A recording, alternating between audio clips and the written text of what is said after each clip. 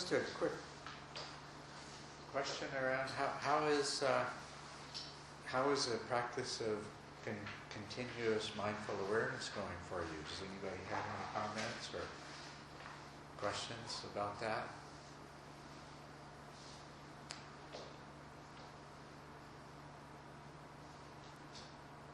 No? Yes. I want to share. Yesterday, after Culadasa said something about silence, and suddenly I just realized I just don't want to talk. Then last night the meditation was, I don't know how to say. Until today, last night, then suddenly everything just kind of slow motion. Before I kind of pretend I see I should be slow. But yesterday, first time I just truly be really slow. Even nobody see me, I still kind of slow. And even the bedroom to take shower, I think maybe it's too slow. But and I really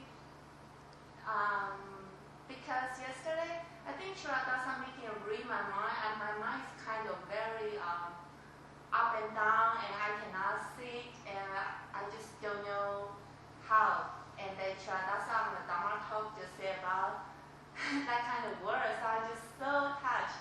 And until today, I just always, before the interview, I always keep thinking, what should I ask Culadasa? How should I use that 15 minutes? Then I even write down the question. But today, when the interview with Culadasa, I don't even want to talk, but he just asked me, how are you? And I just said, can we just sit for 15 minutes? And I sit 15 minutes with him. And that was just, I think the first time for meditation, I really realized, just watch the breathing, the inhale out, and I don't even have the good position. I just lay down like that, and I don't know. And the afternoon, I think my mind is a little bit kind of not like yesterday. But today, tonight, after I take shower, and I just feel a little bit bad, So I just want to share. And tomorrow, the interview, I still want to so I don't want to talk. Okay. Well, thank you very much. Anyone else? For me, today practice mindfulness. This morning I decided, everything has go quiet and go deep. But this afternoon I kind of observe and recognize something. It's not. Let me describe this way. I don't know. Is that mindfulness or distraction? Because especially during the sitting meditation, I'm there sitting, and I seems like aware all, not just inward, but also aware the whole entire room. And even though have some activities in the room,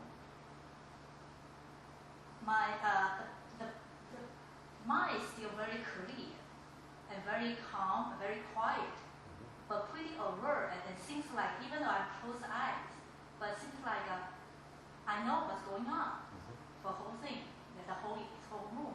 So I don't know that it's a mindfulness practice or I get into something distraction, but just like the feeling, just like so clear, like even though I close eyes, just like I open eyes.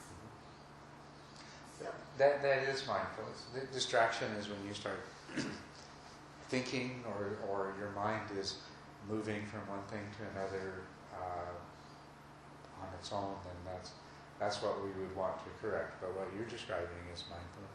Somebody else was saying that, they said, I think I know how to practice mindfulness when I'm doing other things, but I'm not sure, and could you explain it a little more clearly? And I said, it's a lot like what happens when we listen to music. When you listen to music, if you're really listening to music, you're not thinking about anything else. You're just listening to the music. And you're not thinking about the notes that you already heard. You're listening to the notes that you're hearing right now. You're not thinking about the notes that are coming up, right?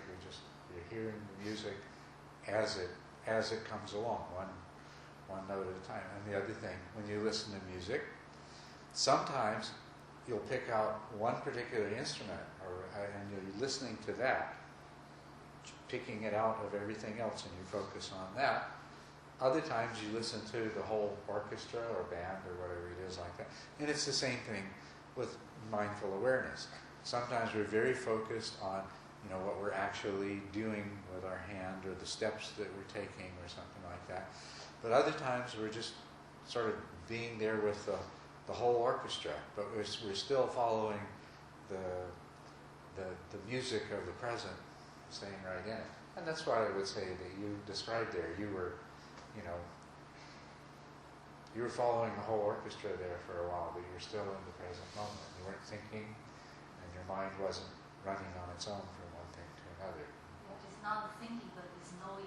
Just knowing. Yeah. That's right. So, it's sometimes called bare awareness, or words like that are used to describe it, and it's a quality of just openness and receptiveness, but there's that relaxed quality. There's no doing, no trying to make anything happen or project. So then I realized that mindful awareness can get into very powerful level, if in this way, continue practice. Yeah, I can. It's good. Yes. With me was when I was walking by myself, when I was doing the mindful walking, I wasn't drinking fluids this morning, and I got really high on GCA. I just felt very elevated, and then I came and got some water and went back. And when I sit by myself, I was doing a little bit of Tai Chi as far as moving my head, just very, very, very slow from side to side, and my body started tingling on one side, but my right side. So I stopped, kind of stopped scaring a little bit. I stopped, and then everything gets greener, and this house is full of treasures, like big treasures. And now I'm finding like little treasures, like little flowers. I was walking slow before, but now that I'm walking slower, I'm now finding little things, like little tiny little things that I discover. And would that be mindful awareness? If you're being in the present, you're being mindful, and as long as your mind's not running loose by itself.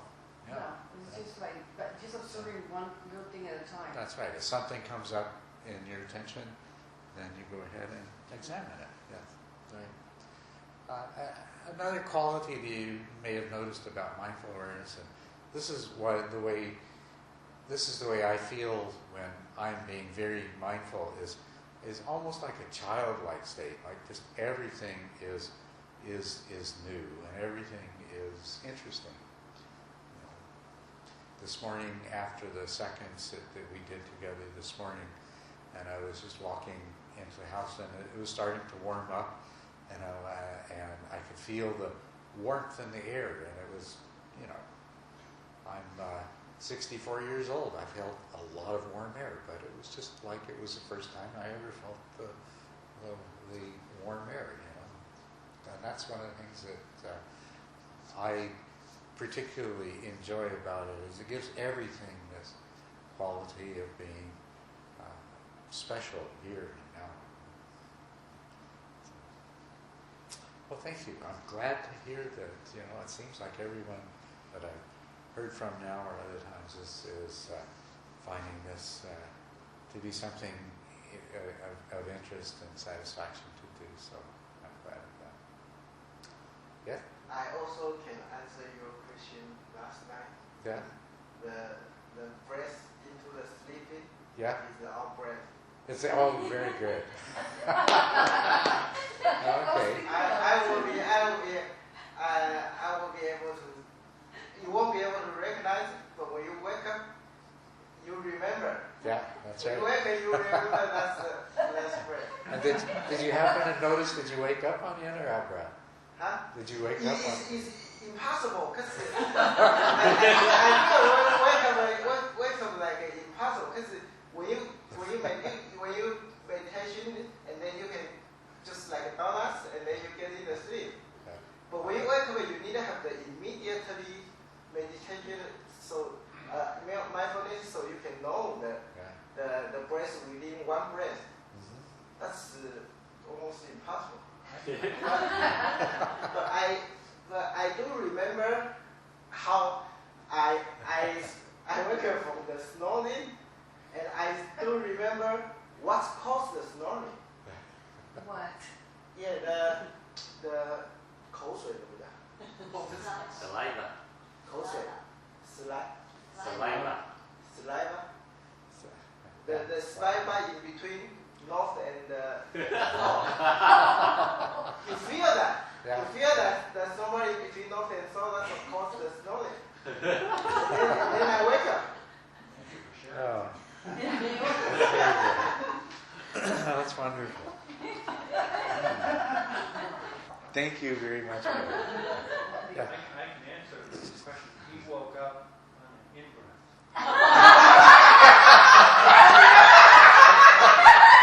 I woke him up.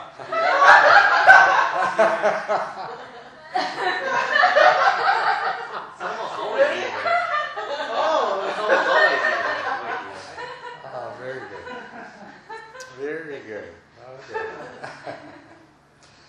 Okay. All right. Well, let's go ahead and let's start talking about the self. Okay. And Neil suggested, I think it's a very good idea. Let's get clear from the beginning what it is that we're trying to find out, where we're trying to get to. So what we're starting with is that all of us, all people, feel like they have a self, or that they, maybe it's more accurate to say they are a self. And this is something that it's natural. Everyone that you know feels and believes that they are a self. And this self seems like something that's real and substantial. Most people don't ever really think too much about what the nature of this self is. It's so universal that everybody agrees, yes, I've got a self and you've got a self, that we don't even have much reason to ever question or wonder or look into the nature of this. So it is not very clearly defined in our minds, but it is something that we believe, and that belief is reflected in all of our actions all of the time. We're always acting, and you know I know that this is you agreement with me that you are acting, and all the people around you are always acting, as though there is some sort of real, substantial self. And sometimes we describe this and talk about this as the ego. Some people have big egos, and some people have needy egos, and some people have sensitive egos, and we get our egos hurt, or we get our egos inflated. And this is all part of that self thing.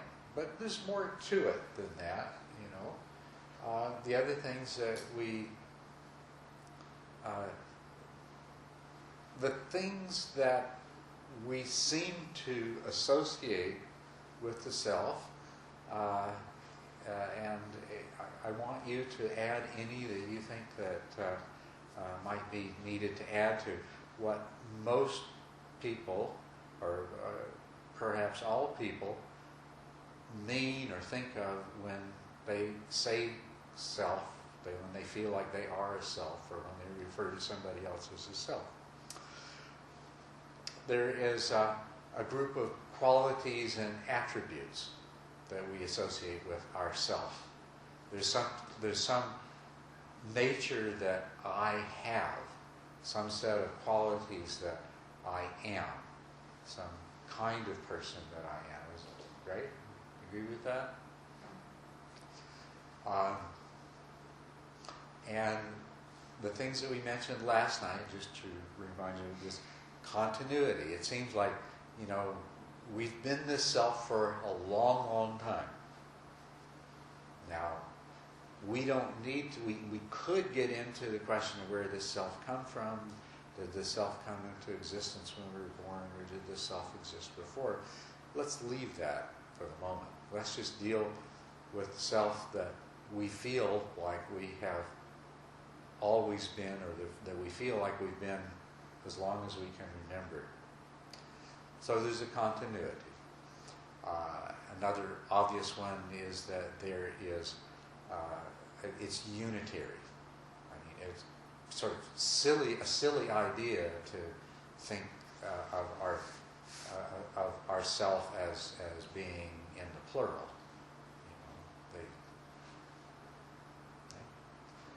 So this is one of the things that just naturally we associate with the idea of selfness. And sort of related to that, but still something else again, is that it has a quality of independence, separateness, distinctiveness, whatever this self is. It seems like, it's not too difficult to distinguish what is self from what's not self. But even if we haven't looked yet, the sort of feeling is that this self has a quality of separateness, and that we should be able to, at least to some degree, distinguish what is self from what is not, right? And then I think the last main things that where we really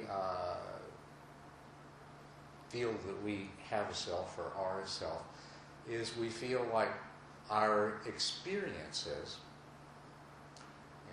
our sensory experiences, but also our emotional experiences, and pain, pleasure, things like that. That it's our self that has those experiences. The self is the experiencer, right? And then the one last thing, and this one's a very strong one, is that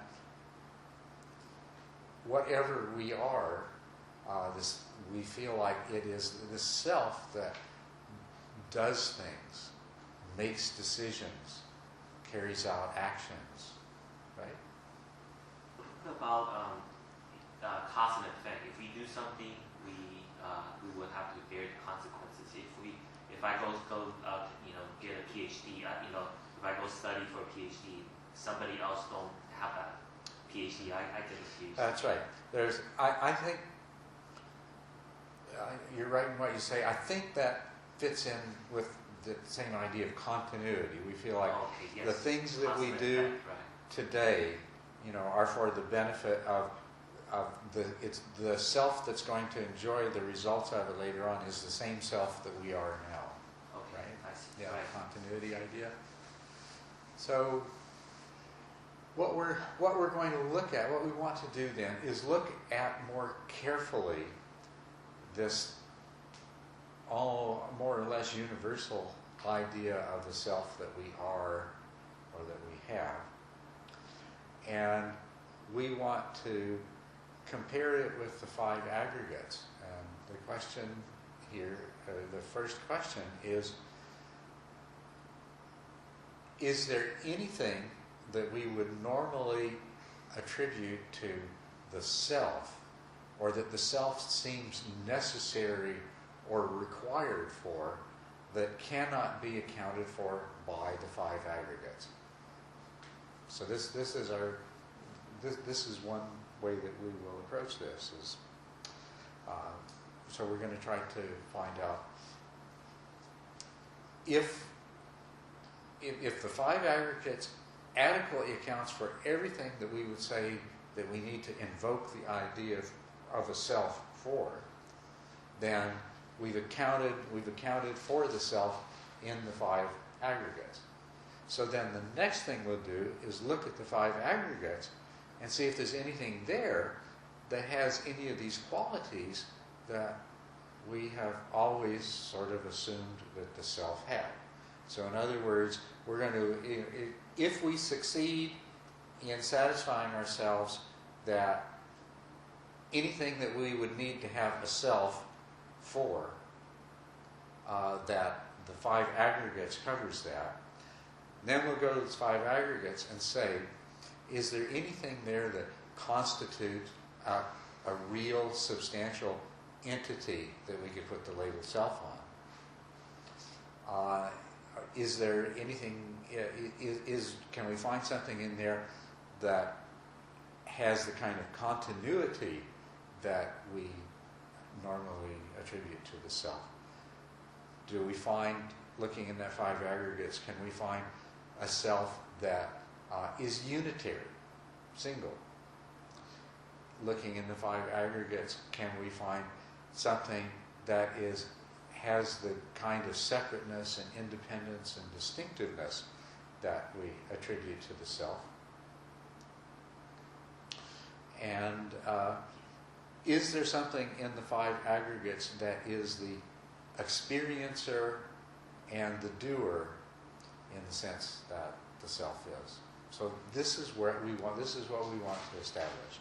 Because the Buddha said everything that a person is, any individual, is all that they are and everything that they are those 5 aggregates. And that there is no self beside the 5 aggregates. And that when you look at the 5 aggregates, you do not find that kind of self that we start out intuitively assuming that we all are and that we all have. So that's what is the goal clear? Not quite. So you're saying that the 2 halves. You're saying in the first half, do the 5 aggregates cover somewhere everything that we just listed as needing as a self? Right. That's the first part. And the answer should be yes. That's right. Okay. Or put the other way, do we have to have some kind of self outside of and separate from the 5 aggregates? And if you put it that way, the answer should be no. Okay?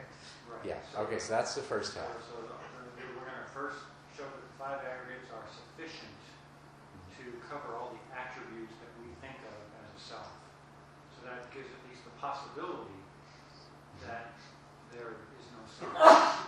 That's a possibility that there's no self, or there's a possibility that the 5 aggregates are the self or contain the self. So that's the second part. That's the second saying, look at each aggregate and see if there's any self in any of those. Right. So I'm asking myself the question, would I be convinced if you did both those things? Well, that's a good question. Now, if we do a good job of this, you should be intellectually convinced. Most people can, if you make a good examination of this, become satisfied intellectually that indeed you don't need any self other than the 5 aggregates to account for all experience. And so any sort of a soul or anything like that would be a completely hypothetical construct with absolutely nothing that requires it. So if we do a good job, you should reach a point of being intellectually satisfied with it. But being experientially satisfied with it is a different thing. Yeah. To achieve that, that's where the insight practice comes in. That's where mindfulness comes in, is those things that you've discovered to be reasonable intellectually, you need to see if, in fact, this is borne out by experience. Sure. And I'm still working on the intellectual part, just to make sure I'm with you. So my worry intellectually is, the phrase, the whole is greater than the sum of the parts. Right.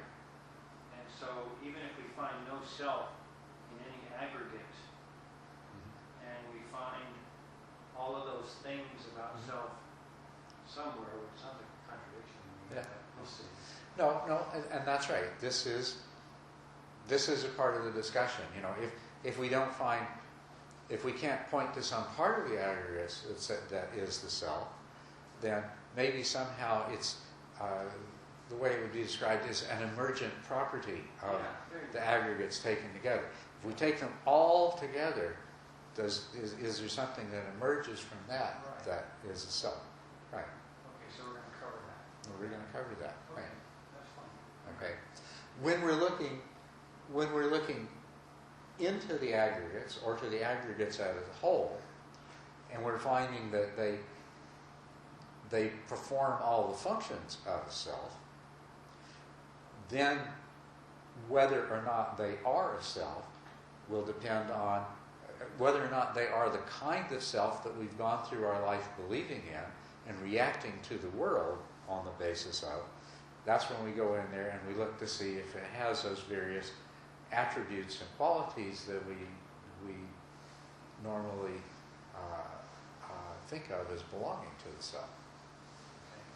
Okay, so this is where we're going, and this, in terms of the progress of insight, this is called the stage of purification by overcoming doubt. It would be great if we could all have popcorn right now.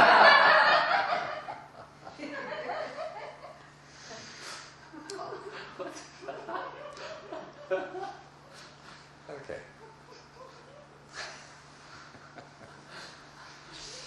It's not a magic trick.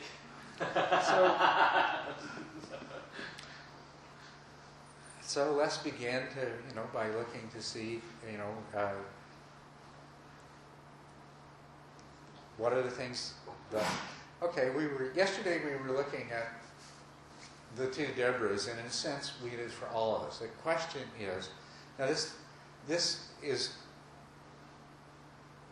okay, is there some kind of continuous self, or can the sense of continuity that we are attributing to the self, can that be accounted for in the aggregates? And now, if I reflect honestly, and perhaps you'll have the same experience, on how I have changed over time and how I am at different times, I find vast differences. In other words, we said the self seemed like it has some collection of identifiable attributes, that this is the kind of personality that we have. And I find that there's enormous changes. There may be some things that are the same in us. I mean, there are some characteristics that I seem to have had all my life. But there are a lot of other characteristics that I've had that I had them at one time and then they have disappeared. They've been replaced by something else, or so on and so forth. Is that your experience? That you have changed. Your personality has actually changed. And qualitative, all these attributes, which isn't to say that they're all totally different. Some are the same. But if we take those ways in which you've stayed the same over time, are they what you really mean when you think of yourself? Can you look at those and say that's what you think of as yourself? And I think the answer that you'll come up with, the answer that people usually come up with is, well, no, because there's not much difference between the attributes that did change and the ones that didn't. That it could just as easily have been these that changed and those that didn't. There's nothing special about what stayed the same, or as opposed to what changed. And so when we look at that, we say, well, yes, my personality consists of a whole variety of tendencies, of the way that I view things and the way that I think and the way that I react, but these have been subject to change over time and they're constantly under revision. And when I dig through the whole pile of them, and where would that pile be located in terms of the 5 aggregates? It would be located in the mental formations, yeah. So these tendencies that we have to think and feel and behave in a particular way. They're conditioned characteristics, part of our mental formations. They are there and have been reinforced through our past experiences and activities. And if I examine them, none of them stand out as being special in the sense of, well, this obviously is something that belongs to a self, whereas these other things are just incidental attributes, but this is core self. One thing that accounts for the continuity is memories. So ask yourself, in your gut feeling, if you had one of those kinds of accidents that somebody had where, you had amnesia and you couldn't remember anything about your past, would you still be the same self? In a sense, it seems like you would be. But then on the other hand, from the point of view of just objectively, well, if you don't know what your past is, then this is a self that certainly its past continuity doesn't seem to be that important to its nature, its intrinsic nature. So, and of course, how much of your past do you really remember? We forget more and more and more of our past as we go along, and we have just enough of it to sort of fill in the gaps. We kind of remember what happened between our freshman year in university and the first job we got after we graduated or something like that. But the details are spotty, and the farther we go in the past, the spottier those details are. So, whereas it's not denying that these have some significance and importance, because they obviously do, but they seem to be an awfully weak thing in terms of trying to build a self out of these things. When we examine, and where do you find the memories? They're also mental formations, right? When we examine the contents of this aggregate of mental formations, we find the personality characteristics and we find the memories. And if we look for the continuity is more like the continuity of Paul Bunyan's axe. Paul Bunyan's axe, I didn't bring it with me, it's at home. It's Paul Bunyan's original axe. The handle's been replaced about 25 times now, and the head's been replaced about 10 times. But it is the original, same exact axe that Paul Bunyan used, right? You get the idea? In other words, all the parts didn't change at once. So we've always had some the same and some things changed. And so really that's what the continuity is that we go back, as we'll see that, well, in this stream, everything doesn't, at least as far as we know, looking back, it didn't seem like it just all disappeared at once and was replaced by something totally different. So this is one thing that accounts for continuity. Yeah. What happens when you sort of go back to your childhood? I don't know if I understand what you're saying. Like for me, growing up as a little kid in Mexico, in 3rd, 4th grade, I could never pay attention to the teacher. I was always dreaming and drawing instead of doing my work. And then I lost that. I sort of lost all of that, trying to accomplish all of these things, kind of changing countries and everything. And now I'm back to painting again. So I'm almost like I'm connected again to my childhood again. And it's too bad that I lost it, because I was doing art when I was a little kid and nobody noticed it. So nobody encouraged me to continue doing it or go to an art school, and now I'm back to art again. And it's like my biggest treasure for myself, Well, that's wonderful. That would be sort of an example of something that wasn't entirely lost. There was some seed of it remained and was able to be revived. The other thing about the continuity, though, where you bring up childhood, and this is a really important part of it, is you ever heard the saying that the child is father to the man? And the meaning of that is the child is father to the man. Haven't heard that? But the meaning of it, of course, is that there is this causal connectedness. What we are today is a causal result of what we have done and what we have been in the past. As a matter of fact, if we look back on this whole history of this self that with its constantly changing attributes, really the strongest aspect of continuity that's there is the causal continuity, that what we are today is the result of what we have experienced, what we have done. So where did you come from? Well, you created yourself. You made yourself. You didn't know it at the time. You thought you were doing something else, but you were creating the person that's here in this room now. And this is a very important idea.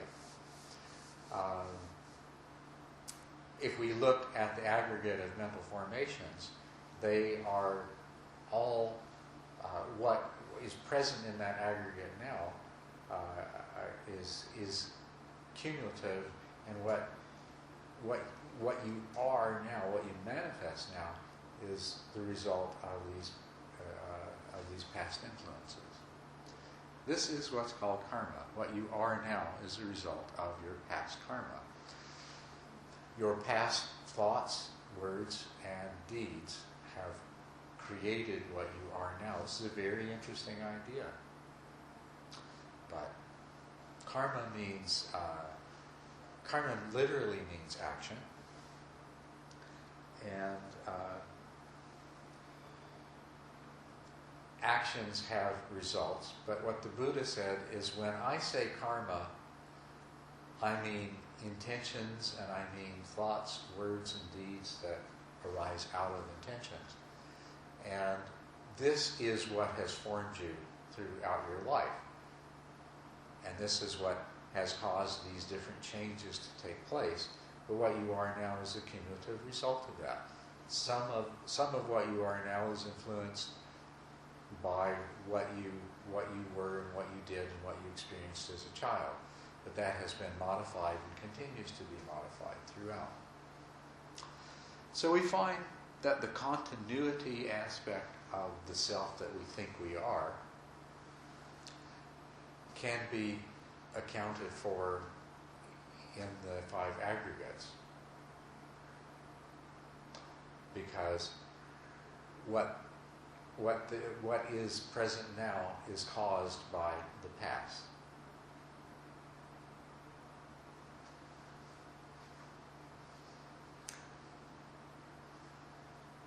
Any other thoughts on that? Sometimes, the actions of other people close to me, when I'm just about to fall asleep, I confuse the action with my action. Yes. And even if, say, for example, I was recommended to watch a movie, and this particular movie is quite disturbing. It involves the husband killing marry a rich, very kind wife, and then committed adultery, and eventually this person had to kill the person that he's having an affair with, and the whole movie was quite disturbing, and after watching that movie, I feel like my relationship with my wife has been terribly damaged, and then she felt very disturbed too, and then when she went to sleep, she dreamt that I stabbed her. Remind me not to watch that movie. But the thing is, sometimes, the actions of my friends, the bad things that they do, but when I'm just about to fall asleep, it becomes fuzzy whether I have done it or they have done it. Or a lot of times my understanding, my feeling of myself is actually quite fuzzy. It's non-specific, it's just like a general feeling. Yeah, and then, other people's action can easily have merged into my perception of myself. Well, yes, we'll hopefully get around to talking about You see, part of what our mind does is it tells the story of our life and of who we are. And when you're falling asleep after watching a movie like that, or in other circumstances, the storyteller part of your mind, if it's not being properly constrained, can confuse some of the elements there, and it can seem like it's part of the story of who you are. So the continuity is kind of fuzzy. Well, and this is a really important thing. Continuity is fuzzy. Yeah. And the idea of permanence, this idea of, when we usually think of the self, we weren't thinking of something that was so impermanent and so changeable. And that isn't the sense that we really carried into this discussion. But when we look, we find that that's the nature of what's there, is, okay, we can find it has a sameness. We can account for the continuity that we know is there through causality. But what we find that we thought was there that wasn't is this sameness, this permanence, this nature, and that's what's missing in what we've found so far. Maybe we'll find it somewhere else, but certainly we're finding impermanence instead of permanence when we delve into the continuity of the self. Did you have a question, Sophia? When we watch TV or to see the movies, can we practice mindfulness? Just look at, not get it. Yeah, it's a very good way to watch TV and movies is with mindfulness. If you don't, you identify with what's going on in the movie, and by identifying with it, that becomes part of your mental formations that determines your future reactions and behaviors. That's why I think it is such a bad thing that so many children grow up, that I don't remember the statistics, but I've read them. How many murders the average child has watched on television and the movies by the time they're 20 years old? How many violent killings and beatings and all kinds of things? Even though there isn't, the imprint isn't as strong as if they actually did these things themselves, it's not without an influence. And if you watch a movie with mindfulness, then you stay in that place of objectivity, and it doesn't have the same kind of imprint. It has a much more beneficial imprint, because instead of identifying with it, perhaps your mindfulness is allowing you to take a more compassionate or understanding or reasonable perspective than allowing yourself to be caught in the emotional state of the good guy killing the bad guy sort of thing. I do watch movies with mindfulness, and my wife hates it. Because I'm always pointing out the flaws. That doesn't make sense, because she said, just watch the movie. Just shut up and watch the movie. For some people, it spoils the movie. But the other thing is that, if you watch a movie with mindfulness, somebody else can say, I don't know how you could stand to watch that. Well, it was really easy because I wasn't identifying with it.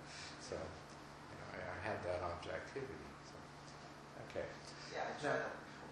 Go ahead. I tried watching the movie and so many times with the kind of mind. It's easy. You just keep the distance. You just keep your mind away from the plane. Yeah. And then you can see why those the story catch how they play, how they use the story to catch to catch your mind. That's right. Yeah. Yeah, you can see all those things. And you can also see, in terms of the storyline and the plot, you can see the ignorance and the mistake in the character that leads them to do these ridiculous things that they do. Yeah. And while I listen to this, and I went back to the practice, the self part. Yeah. Because during the meditate and the practice, not just sitting there, holding practice is that keep distant to That's watch right. self. Okay, it sounds like watch the Deborah. It sounds like Deborah is the other person, and there to watch. Exactly. And when the sometimes it's get into the self very strong is because I identify with Deborah, thinking, feeling that so much, and I get into that. Then the self becomes very strong. Right. And separate, but still I have a question. Just like watching movie. If I keep distant and watch the Deborah, sometimes I'm still curious. Then who is that? Okay. Well, that's all right. Yeah. Good question. Yeah, that's a very good question, and that's where we're going to end up with we're going to get past all these easy questions and get to the tough questions after a while. So,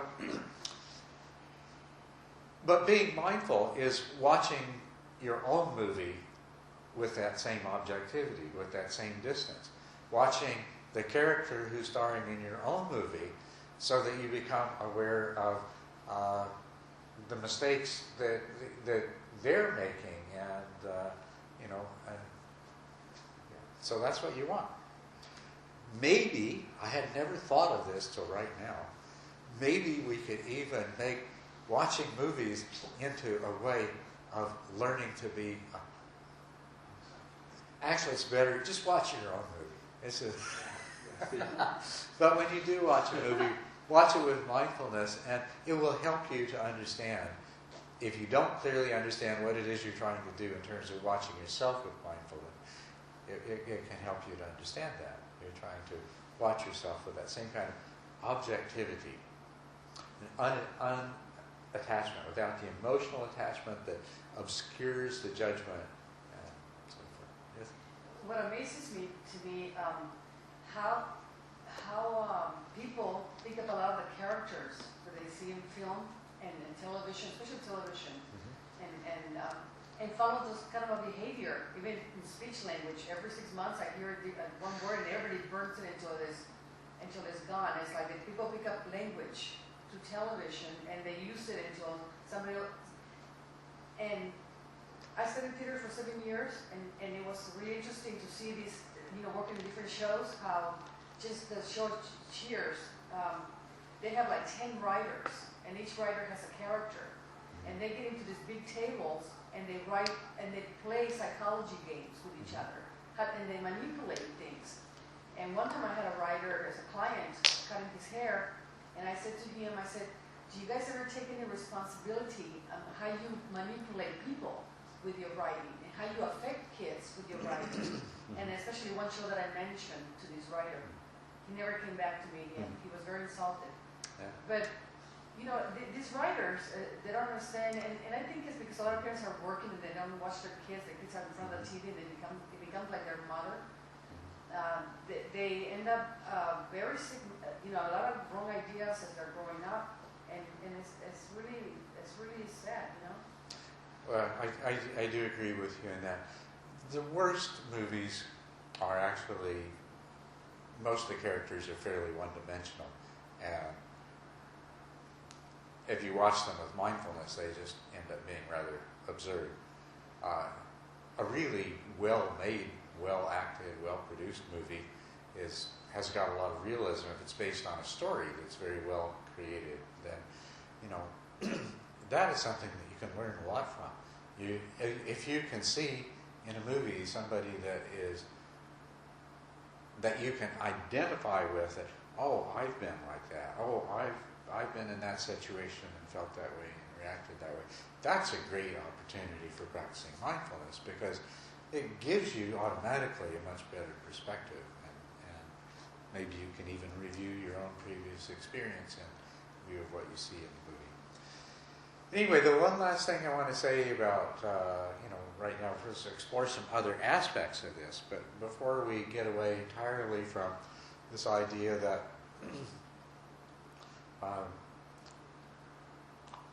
what we are is not so much a thing or a process, continuously changing. And the continuity that we perceive resides primarily in the causality, that what you have been and what you have done has caused you to be what you are now. The most important thing about that is, first of all, we realize that whatever the self turns out to be at the end of this investigation, that we've already discovered that in terms of these attributes and characteristics, it's not fixed. It is very changeable. And not only that, we now have a pretty good idea of how you go about changing what you are in the future by changing what you do right now. This is very important. Very important part of the whole Dharma is that what you do in every moment is create the new karma, and the person that you will be tomorrow and next month and next year is the result of the karma that you are in the process of creating now. Extremely important idea. Yeah. But do you agree though that even though that's true, and even if someone fully buys into that they can change everything themselves, they could still have a feeling of a self? Yes, that's right. So We haven't got to the point of there not being a self, but we've changed our notion of self in a significant way. The self is no longer has any properties of immutability, right, and it doesn't necessarily even have to have a single characteristic that remains the same over time. right. And furthermore, if we still feel like we are a self that has some control over what we do and think now, so that means that we're also in a position of being able to change this no longer immutable self in the future. So that's the power of this. We can change who we are. It doesn't matter, the past we can't change, but the future we can change. And the place that it changes is in the present. So how does this relate to what we're talking about the 5 aggregates? Well, all of this that we're talking about is in the aggregate of mental formations. Oh, okay. Yes. Every experience you have involves a perception. That perception is a mental formation, and that perception doesn't just disappear forever. That perception becomes it becomes a part of your aggregate of mental formations. And then whatever feelings and whatever actions and so forth that happen in association with that perception likewise becomes a part of the mental formations that will determine future perceptions and future actions. You see the circularity there? Yes. Yes. Well, what about being the owner of our action, heir to our action? It sounds like That's like this. yeah. Yes.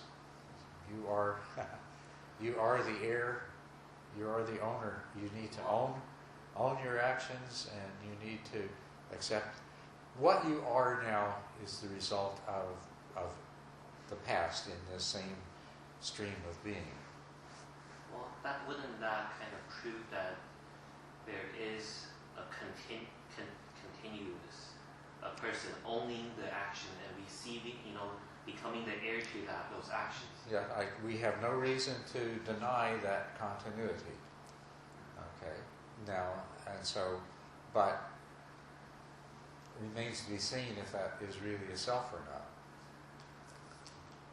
Continuity. Well, how do you define self then?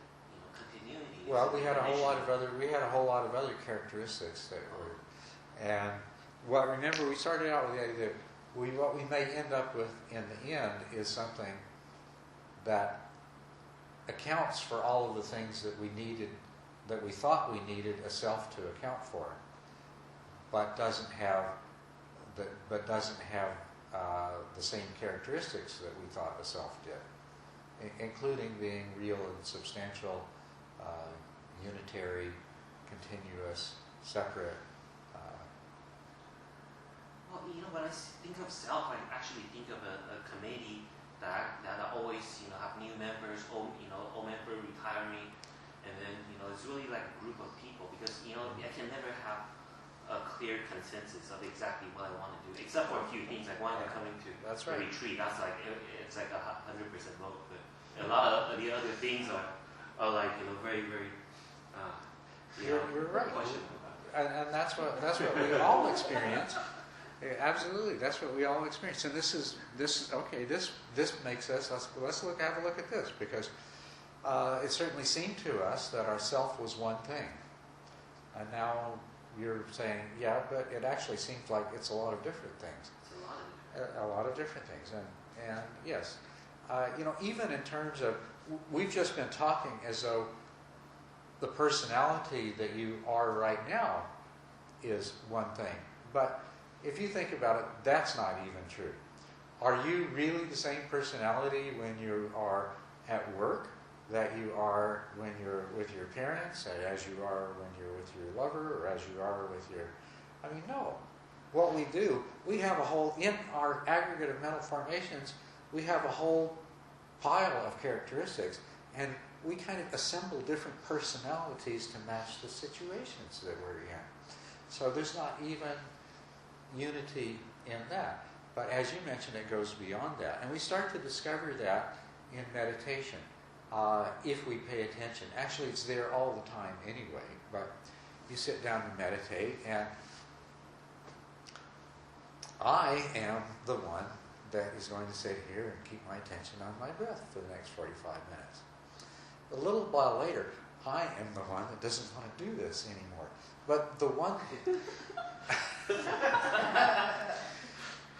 they're both still there, but the hat that says I on it has been changed. A different part of the mind, a different mental process is now wearing the hat. So if you pay attention in meditation, you start to realize, well, this has been going on all my life. I have all these different mental constructs, or I like to think of them as mental processes. That we don't have one mind. What we label with mind is this big collection of mental processes, and they're hierarchically organized. There's a lot of very simple mental processes that take care of simple tasks, but they are sort of regulated by higher mental processes that can't even do those things, but their job is just to regulate the mental processes that can do things, right? But when you get to the top level, if you look in there, you don't come up with an I on top, a chief executive officer that's in control of everything. Instead, you come up with a large plurality that actually changes from time to time. But it's more like a board of directors, as you say, that is deciding what's going on. And, when there's a few members of that board that have strong voices, they'll argue about the I hat, and it'll pass back and forth between them, depending on which one's yelling the loudest and which one has the most support from the other members of the board, right? So I starts to fall apart very quickly when you examine this. That I am a lot of different mental processes, each with different responsibilities and agendas, and sometimes with different ideas than the other ones about what should be happening in the present moment, or what should be done about things. Well, and you're saying that partly because you know a lot about the brain. Yes, but I'm also saying it because I looked in my mind and seen that happening. Well, but most people, I'll speak for myself, I have to make a decision, and there's a lot of conflicting. Should I send this email? Should I send this email? I'm sending it, Yeah. And I feel like That's right. made that decision. Yes, that's right. There were a lot of You do. conflicting things that went into that, but I pushed the button. But But you have different agendas in your mind. Yeah. There's a reason why one part of you don't want to send that email. Right. That part of the mental process has its own agenda, and the one that wants to send it has a But I different felt agenda. like the chairman of the board there. I chose out of all this competing thing to push the button. Yeah, and are you still chairman of the board 10 minutes later when you say, I wish I hadn't done that? Yeah, exactly. I got demoted, but yeah. You know that. What is interesting, what you need, this is where the mindfulness practice becomes really helpful, the observing of what's going on. And there genuinely is this sense that there's somebody that arbitrates in the end and makes a decision. And we need to look at that closely. But if you begin to examine your mind more and more closely, what you'll find happening, and this will help give you a clue to it in the end, is that an action will arise and the self will own the action. You look more closely and you'll find the action is preceded by an impulse to action and intention. The intention arises and the I appropriates it and says, I decided.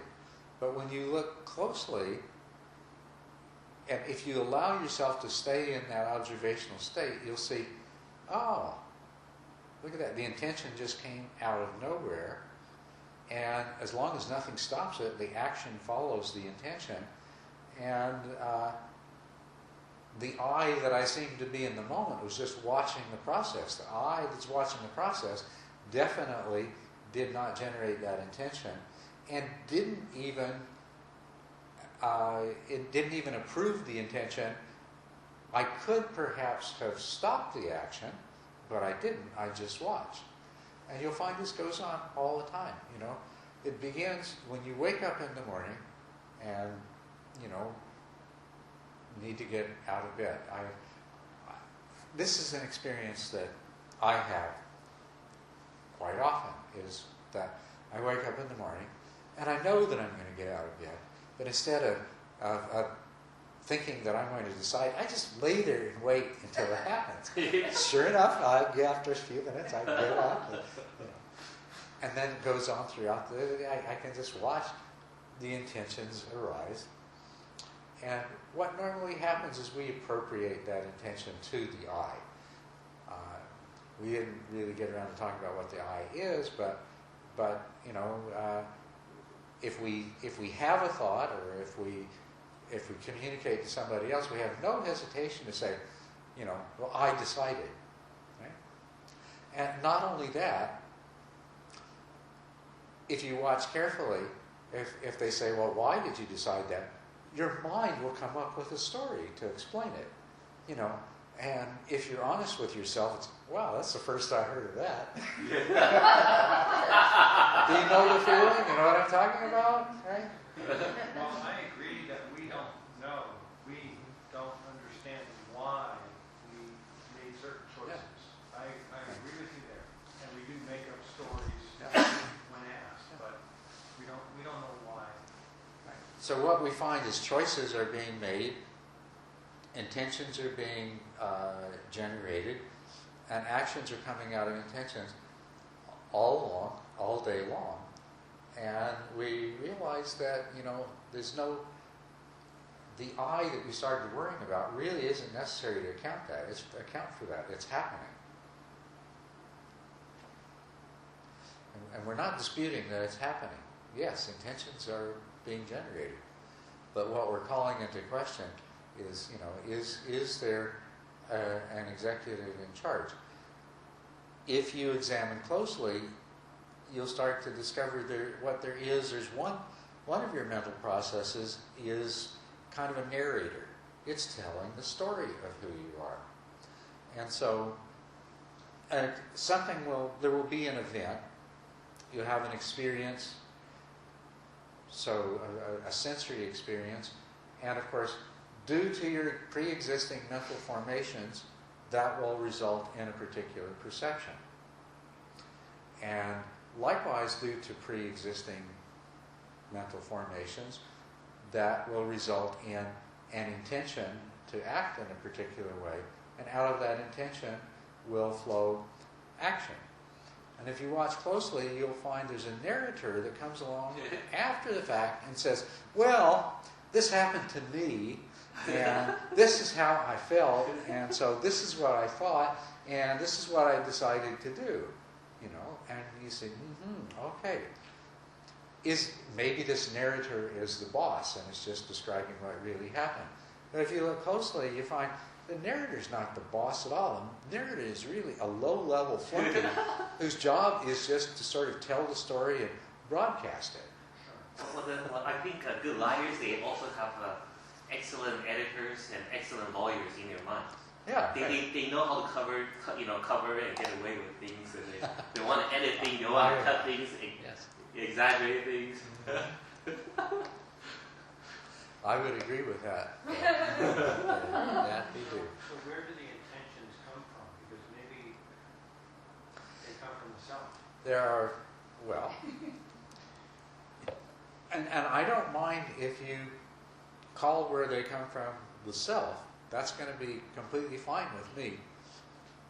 But it's not going to be the kind of self that we started out thinking it was going to be. Okay. That's what's important. Well, I'd be very happy to, if this ended with knowing what the self really is. You know, not that there isn't one, but what is it? Yeah. Well, oh, sorry. based on what's happening once again, let's look at the 5 aggregates. There's a sensation, the rupa aggregate. There is a perception based on past experience. There is feeling associated with that. There is a past narrative. There's a stored narrative in the past about this happened to me, and this is what it felt like, blah, blah, blah. So that narrative already contains the idea of an I, whether an I really exists or not. It's I call it the center of narrative gravity. You know? So there's a center of narrative gravity. So in the unconscious mind, mental processes that you're not conscious of, and I'm not asserting this, I'm just reminding you that you're not conscious of these mental processes. These processes that you're not conscious of, though, look at past history. 1 incident, 2 incidences, 1,000 incidences, identical incidences, similar incidences, maybe even only vaguely similar incidences.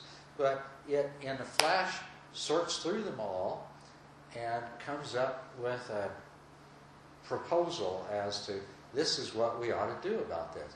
And that's what emerges. That's what you become conscious of, is the intention for an action based on those calculations that have taken place beneath the surface. And ordinarily, what you do is the narrator says, I decided. And this becomes part of the story that is going to determine your actions and behavior in the future. So that's how these intentions come up. Now what's really interesting is, and this is, you say, yeah, okay, I can see most of the time that happens. But there's sometimes when I started out thinking I'm going to do one thing, but I decide not to do it. I mean, isn't this one of the things we were talking about last night? When you find yourself about to do or say something that is unwholesome, you recognize it and you stop it. Say, all right, got you there, teacher. Who's going to stop me from saying or doing this thing, right? It's got to be the self, right? There's nobody else that can. There's nobody else. It's got to be the self. And the other thing, the other kind of example too, is where you can't make up my mind. Should I do this or should I do that? Should I do this or should I do that? And it seems like the self decides. Okay.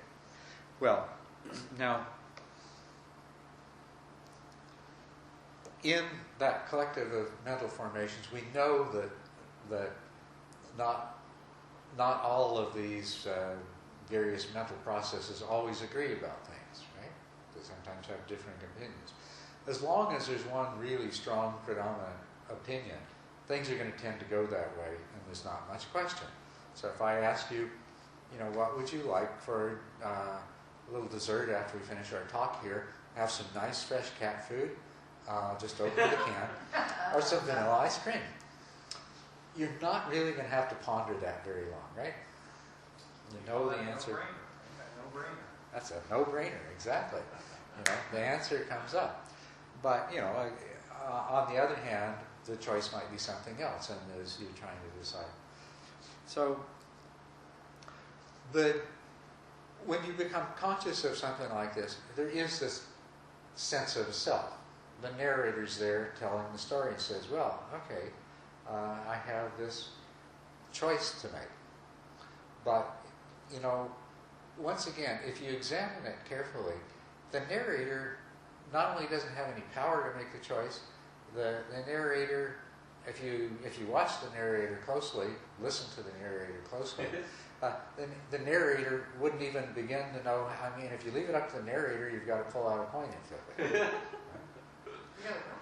Pull out a coin and flip it.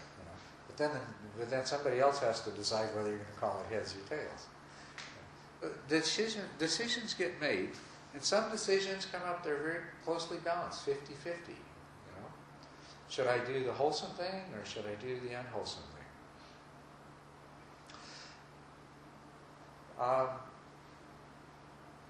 Let's take another example an intention arises for an action. The narrator comes on the scene but doesn't immediately appropriate that and say, I decided this. And there's a little gap. And then another idea, another possibility emerges, or maybe two or three. Now we come into decision. If the intention that arises isn't immediately adopted, then out of that huge store of whether you want to think of it as a subconscious mind or whether you want to think of it as aggregate or cumulative mental formations, comes other possibilities. That pause is very important. The longer the pause, the more different possibilities there are that will determine the final decision. In the board of directors analogy, the longer you wait before the final decision is made, the more tardy directors might show up and express and provide new information and provide new opinions which enter into the final decision. And this is a kind of experience that we have when we hesitate and different possibilities emerge. And sometimes one of those newly arisen possibilities will have enough power to it to completely veto the previous intention. And this is a very important thing, because mindfulness, just watching instead of immediately identifying with something, creates exactly that kind of gap. Now, supposing you were getting ready to lose your temper and say something really nasty to somebody, and it seemed like they really deserved it, but you're being mindful and there's a pause, and then you remember that the instruction is don't identify with your anger, examine things. This gives you the opportunity, first of all, it gives you the opportunity not to act on it, but it also gives you the opportunity not even to accept that it's not something. It doesn't have to be something that you wanted to do but you stifled. You can even decline to accept that. You can even let that go, and that becomes the new story of what happened. But you don't really need some mysterious self coming along that's making that decision. What you need is that amongst your mental formations are some positive ones. You need some good karma to counter your bad karma. That's another way to think about it. if you've got some good karma to counter your bad karma, then you can end up with a situation where you start to do something and then you recognize that's not a good idea and you cease to do it. You keep yourself from doing it. If it's really good, you may say that I'm not even going to identify with this anger and feeling. I'm just going to watch it and let it rise and pass away. Now, where does that come from? It comes from your past decisions, past actions. If we think of ourselves in these terms, okay, we could easily slip into the idea that things are totally deterministic, that whatever you're going to do in the moment is entirely predetermined because of your past karma, because of the existing mental formations. But that fails to note that sometimes the decision isn't clear-cut, like cat food and ice cream. Sometimes the decision is very, very delicately balanced, 50-50. Could go either way. Anything could sway that. It also fails to account for the fact that with as much accumulated karma as we have, that if you give it time, there is some good karma that could emerge that could counteract the bad karma. So allowing some time for the process to take place is a very important result of mindfulness. So what actually happens in the moment is not entirely affected by the past. It's also affected by the present. And the potency of the present comes from the fact that if you go into a place of mindfulness, different alternatives can emerge with different degrees of force and power. So you don't really need, okay, this is theoretical at this point, I know, but it's something that you can satisfy yourself through your experience. You don't really need a self to make this change. As a matter of fact, it's hard to explain how the self as an agent is actually going to shift this. It's much easier to understand how the shift's going to take place in terms of other competing influences. So, and the Buddha's recommendation, what is the proper path to follow? He said, good companions and good circumstances. In other words, you hang around with good people who are practicing the Dharma, you listen to Dharma talks, you read Dharma books, you do things like this. You fill up your aggregate of mental formations with a lot of stuff to counteract the things that tend to cause you the problem in the past. Then you've got a lot of opportunity for countervailing impulses to arise, countervailing karma to arise, and cancel out some of your habitual, long accumulated bad karma and put you on a different course. So, there is another thing too. The only way that we could become enlightened is that we all have the Buddha nature within us.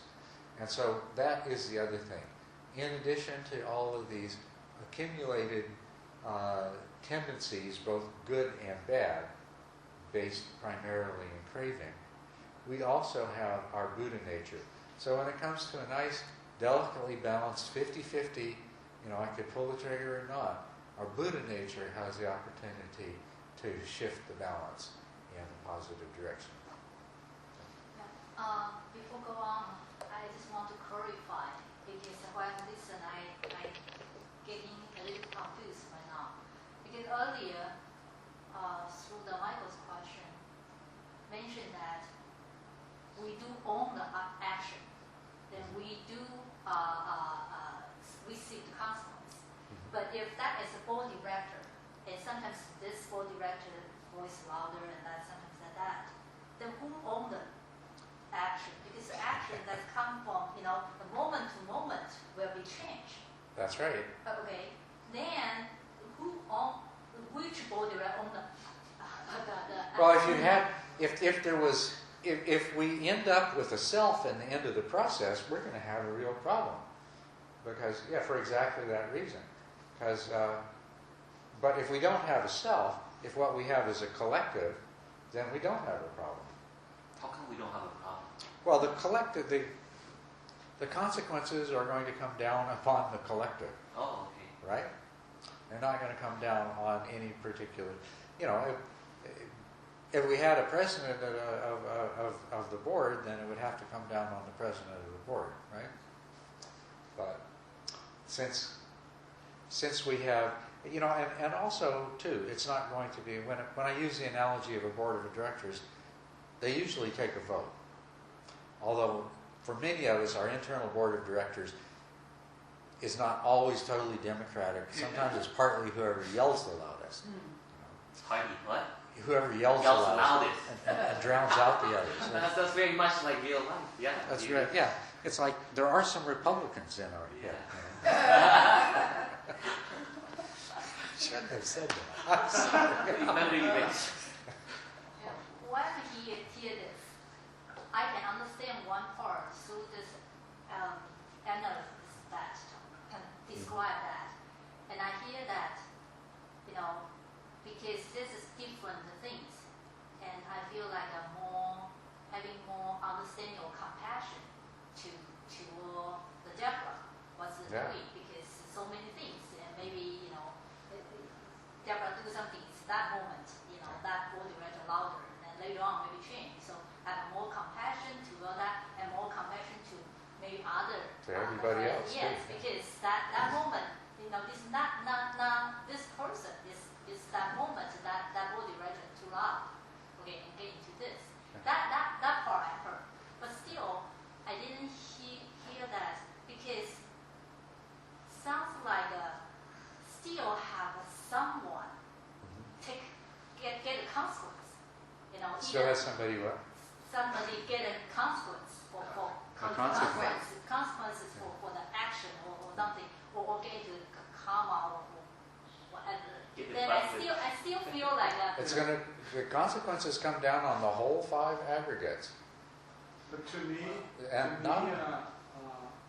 you try the consequences, you try to go back to the past and to see who is accountable, right? Who's accountable? But the consequences is either in the present or in the future. Mm-hmm. In the present, that if it happens, right, and you have to regroup and deal with the consequences, rather than go back to the past and to see which one. No, I'm not thinking about which one. I'm thinking it's collective. But the consequence happen is all the collective that they need to share the consequence. And also, okay, let's clarify this board of directors thing. That when these different mental processes that we imagine competing with each other to produce a decision to act in one way or another, but they are not willful selves. They are impersonal processes that whatever opinion they are generating is the logical outcome of the information that they are using, which is the result of the past. So,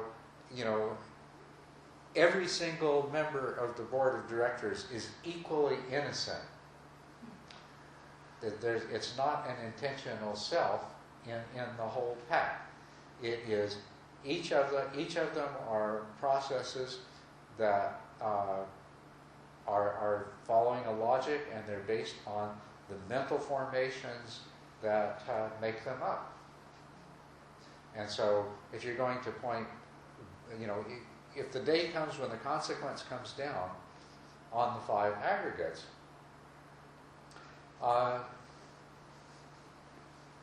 where did the action come from? Well, you have to trace it back to all of its different causes, which it had many different causes came together to produce an action, and then the action produces a consequence. So what we mean here, you have to own your actions in the sense that it would be foolish of you to rant and say, the universe is not fair, the world's not fair, I didn't deserve this, it shouldn't be this way. Why do I have to be the one that's like this, and blah blah blah, all this sort of stuff? When you say own your karma, means that what you are experiencing is the result of the past of that same continuity in the 5 aggregates. It's the roots of the present lie in the past of that same 5 aggregates, not in some unfair God or some unfair world or something like that. That's what it is. And in the present, whatever you do in the present, you are going to, this same 5 aggregates is going to experience consequences of it. To some degree or another. Not in the simplistic way that we often hear, as if there's some God keeping score and say, oh, 3 bad actions that time, okay, so this bad thing's going to happen. It's not like that. But consequences do come around. The Buddha said that there's 5 levels of causality. There's the material level of causality. If you throw a handful of rocks up in the air, there's a good chance one of them's going to come down and hit you on the head. There's the biological level of causality. Some things about the way we are and the way things are biologically determined. Birds fly. That's biological causality. That's why they don't swim and why fish don't fly. There is mental causality. And that's really mental causality is what's operating in the aggregate of mental formations. Is every one of these mental processes is operating according to the laws of mental causality. There is a logic to mental processes. If this, then that. A plus B, C, and so forth. And so whatever one of these, when some combination of mental formations causes you to have a particular perception, that perception is not accidental, it's not random, it is absolutely determined by the laws of mental causality. And then mental formation caused that perception. And then when an intention to action arises as a result of that perception, that too is the result of the laws of mental causality. The next higher level, you see how we know that life, if you organize matter, life emerges, right? So the biological level of causality emerges out of the physical level. And as living organisms become more complex, they begin to have brains and minds. And so the mental level of causality arises out of the biological, right? The karmic level of causality emerges directly out of the mental level. You have an aggregate of mental formations. Each of these individual separate mental processes, thousands and thousands of them, interconnected with each other, but each one is following the logic of the mind, the mental logic. And so it takes the past experiences and memories and knowledge and wisdom or ignorance or whatever it is, processes it, and comes up with a conclusion. 5,000 of them vote, and the vote is 3,500 to 1,500, and so the end result is that you're going to have this emotion and perform this action. That's now where karmic causality comes in. Karmic causality is where, in the present moment, that's where this I is so essential to the process. When the narrator says, I had this experience and it made me feel this way, and so I decided to commit this action, and then I did it, then that's where all the karma happens, the new karma. Old karma caused you to have a particular perception. Old karma caused a particular feeling and emotional response. So old karma is responsible for the emotional response and even the idea or intention of carrying out a particular action. That's all the result of your old karma. That's from the past.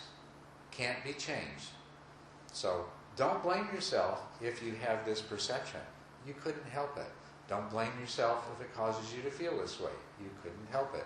Don't blame yourself if this thought of acting comes forth. That you can't help. But what you can help is if you say, well, I see what you did, and I am so angry, and you know what? This is what you deserve, and I'm going to do it. Okay? That is the new karma. That's what goes into the mental formations. And that is what is going to determine your future perceptions, emotions, and intentional actions. And that is the one point that you can change the process. You can say, whoa, okay, right, this is a perception, but I know it's empty. It's my mind perceiving it. Might be accurate, might not be accurate. This is the emotion. This is not a wholesome emotion. All my Dharma studies tells me whenever this emotion arises, it's only bad news. And that action is going to cause harm to that person. Not one of those things. I've taken precepts not to do that kind of thing. That's the new karma. And you still have an I, the narrator is still there. So now you have a new story. This happened to me, but when the emotion arose, I let it go of it. And when the thought of doing such and such happened, I saw the error in it, and I let it go. That's your new karma. So now in the future, when something similar happens, the perception won't be the same as it was the last time, nor will the emotional response. Maybe the same emotion will come up, but not as strongly. And if you repeat this enough times, it won't even be the same emotion that comes up. And the same intentional action, and it'll be much easier not to commit the action. You see? You follow the story in here? This is karma. This is past karma creating present experience. Your future karma has everything to do with identifying with it, owning the intentions that come up, committing the actions that are released by those intentions. And that's your new karma, and you'll have to suffer that. Whatever rocks it involve throwing in the air, some of them are going to come down on your head. But also, it's going to change the way you react in the future. And that's the most important aspect of karma. It seems like that to me is what the board of directors analogy works well for. That when you do this action, you kind of get a new member. That's right. On board, Yeah. which is that action. So that's owning the action. Now he votes next time. That's So right. You should try to get good guys on the board. That's right. You get a new good guy on the board. But also you got new good guys when you listen to Dharma talks and studied these ideas, listen to what the Buddha taught. And so you can make all kinds of good karma all the time and through wholesome companions and wholesome circumstances. I didn't clarify when you say the five level of the cause. Well, the fifth level of causality, you got to 4. The fifth level of karma. Oh, people always ask Just keep coming up. that is the ultimate level of causality the Buddha taught was a dependent origination. And where it's important is that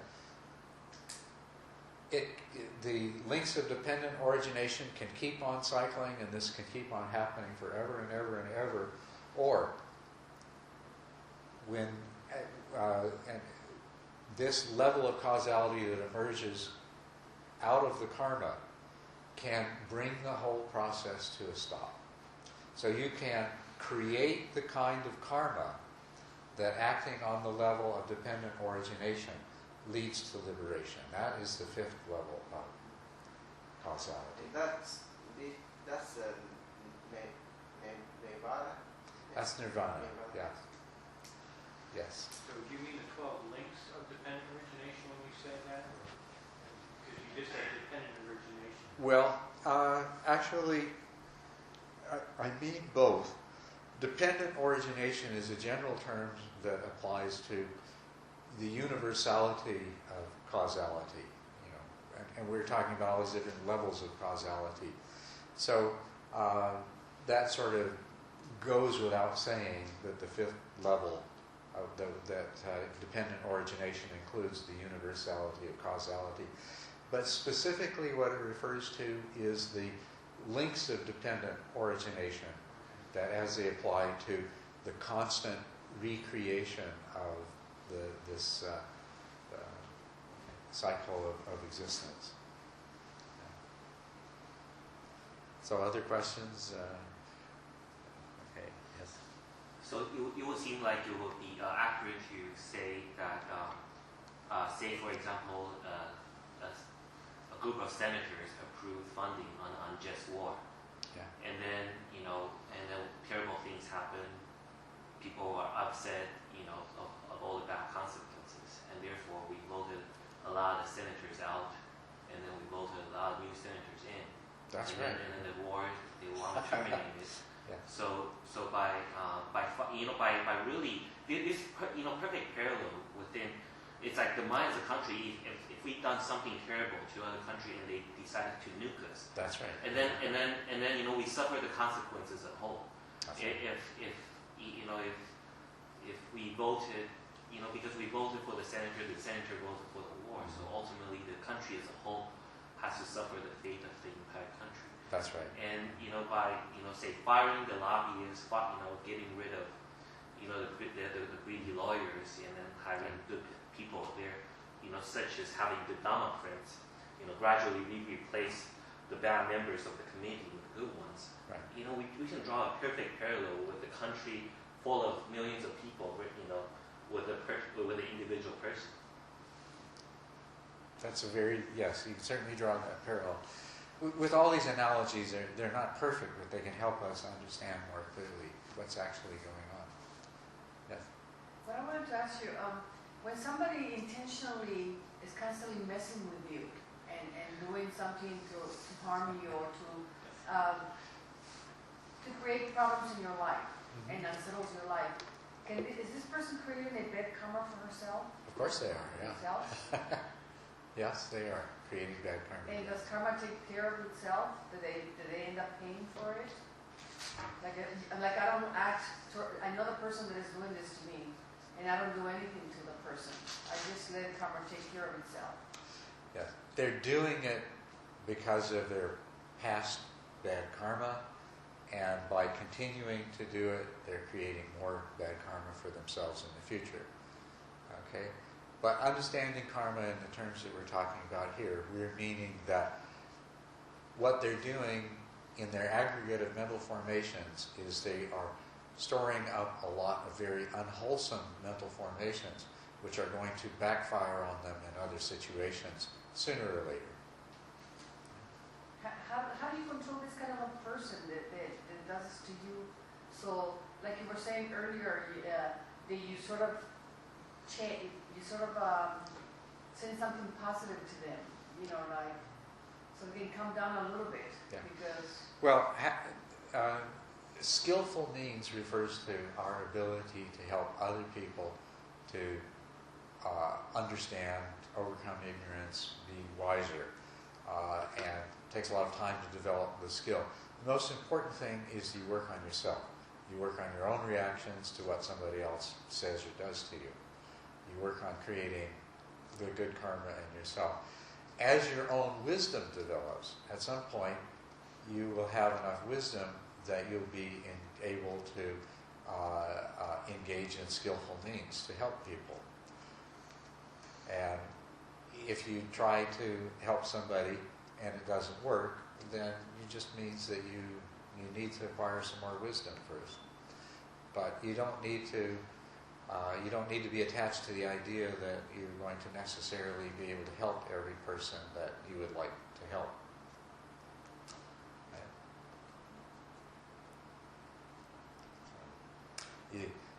you say the best thing that you can. Mostly you attend to your own feelings, your own reactions. Make sure you have if you have an attitude of compassion towards them, then no matter what you say and do, it's going to be better than if you didn't, even if it doesn't produce the result you desired. Okay. Anything else? Okay, so whatever the self is now, it's now become a composite, right? A collection, a huge collection. Yep. Yeah, sorry. I just thought about for her example, is that somebody constantly do something bad to her, and those bad people create their own karma, but she has a bad result for that people, and is that also her karma?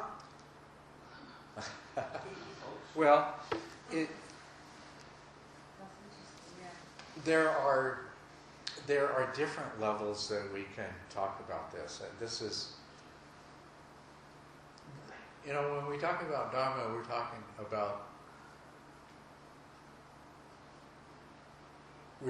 about reality, both relative and ultimate. And it's a huge thing, many, many layers to the onion. So, at the level of karma that we're talking about here, the way that she feels and what she experiences when the person does whatever they do to her, that is her karma. That's her past karma. You see, that person could say the same thing to two different people, and it would make one person miserable, and the other person might laugh at it, because those two people have different karma. How you experience whatever happens to you, that is your karma. The perception you have, if your perception is this is a terrible thing, and if it makes you feel terrible in turn, that's your karma. If your only reaction is to feel compassion, maybe a little amused, and not really bothered by it, that's your karma.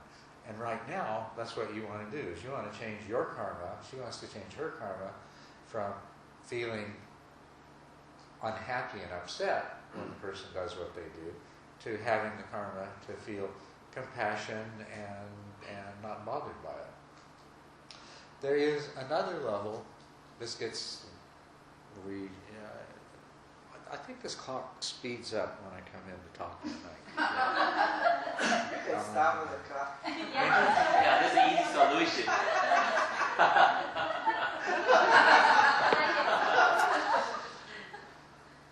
There is a level at which we are all interconnected, and so at this level of profound interconnectedness,